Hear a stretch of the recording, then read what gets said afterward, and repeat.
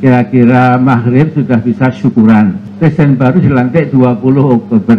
Dari 17 April sampai Oktober, itu nanti Pak Jokowi namanya Limcat Presiden. Presiden bebek lumpuh. Presiden bebek lumpuh. Juga ketika mengadakan pesta perkawinan anak perempuannya dengan pemuda Medan, larangan menggelar resepsi pernikahan secara mewah dan yang diundang tidak boleh melampaui 400 orang. Itu dilanggar dengan tenang dan nampak seperti tidak ada apa-apa.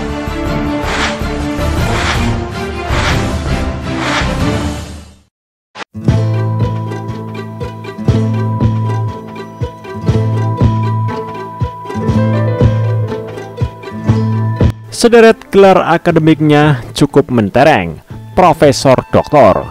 Juga kapasitas keislamannya yang militan hingga pernah menjadi ketua PP Muhammadiyah.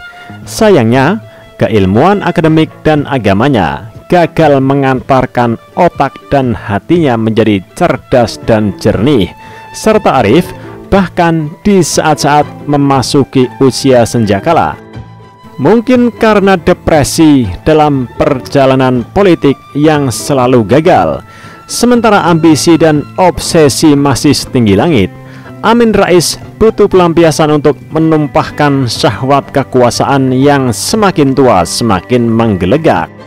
Dan Jokowi adalah orang yang paling tepat untuk dijadikan tumbal, sasaran tembak, kambing hitam.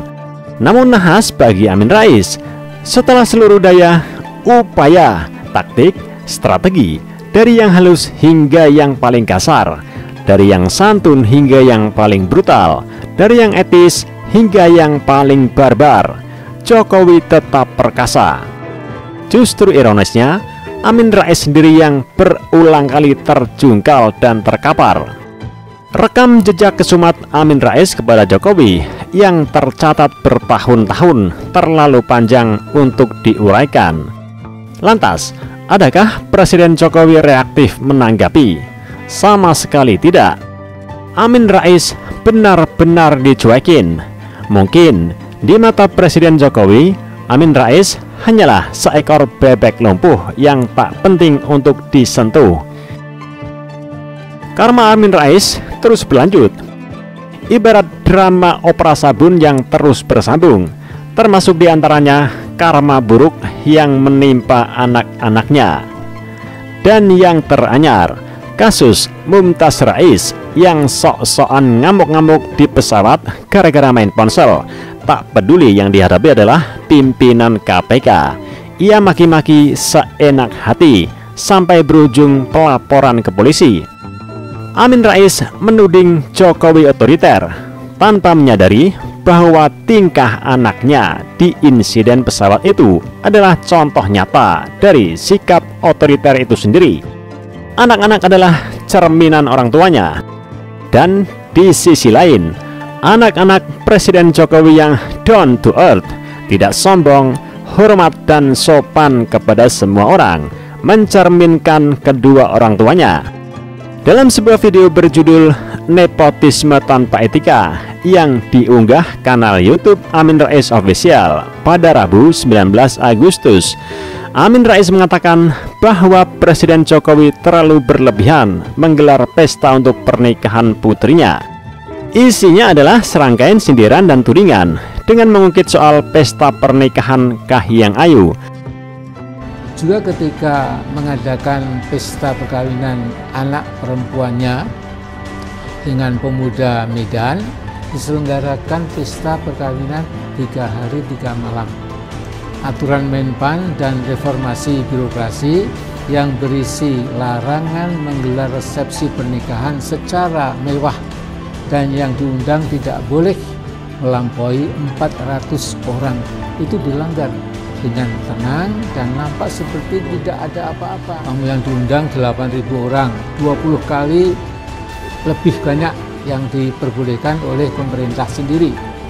Pesta mewah yang pasti menghabiskan uang miliaran dan sumbangan dari para pengusaha dengan cara yang tidak terdeteksi oleh KPK merupakan keteladanan yang sungguh buruk dari Pak Jokowi. Pak Jokowi lupa asal-usul saya kira. Selain itu, Amin Rais juga menyindir kirap yang digelar pasca terpilihnya Jokowi menjadi Presiden RI pada bulan Oktober 2018. Jokowi membuat kejutan ketika usai dilantik jadi Presiden pada 20 Oktober tahun 2014. Dia melakukan kirap dengan mengendarai kereta kencana dari Bundaran HI menuju istana. Ribuan pendukungnya mengelu-elukan sepanjang jalan. Kereta kencana tentu berbau sok keraton dan sok kerajaan. Apakah Amin Rais pura-pura buta dan pura-pura tuli soal resepsi pernikahan Putri Jokowi, Kahiyang Ayu?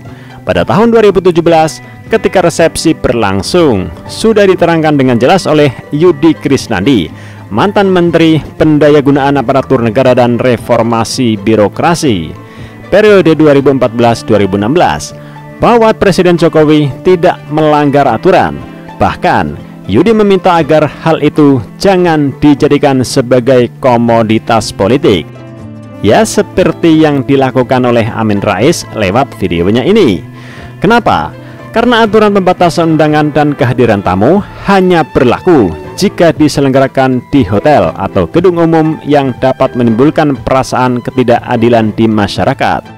Sementara resepsi Kahiyang dilakukan di gedung milik sendiri, di mana warga sekitar bahkan seluruh masyarakat Solo diperkenankan hadir.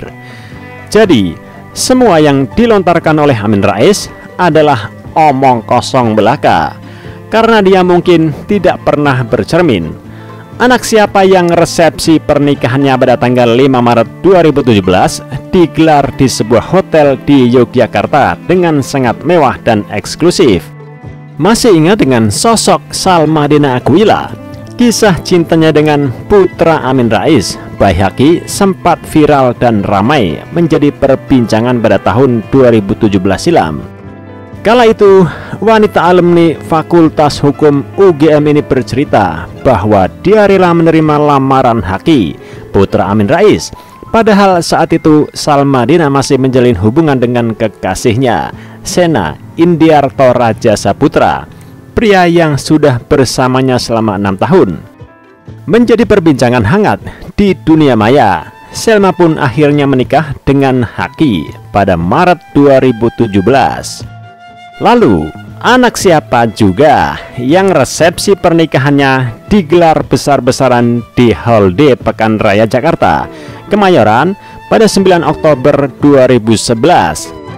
Saat prosesi ijab kabul dilakukan di acara pernikahan Mumtaz Rais dengan Putri Zulya Safitri, Putri Menteri Kehutanan yang kini kembali menjadi ketumpan Zulkifli Hasan.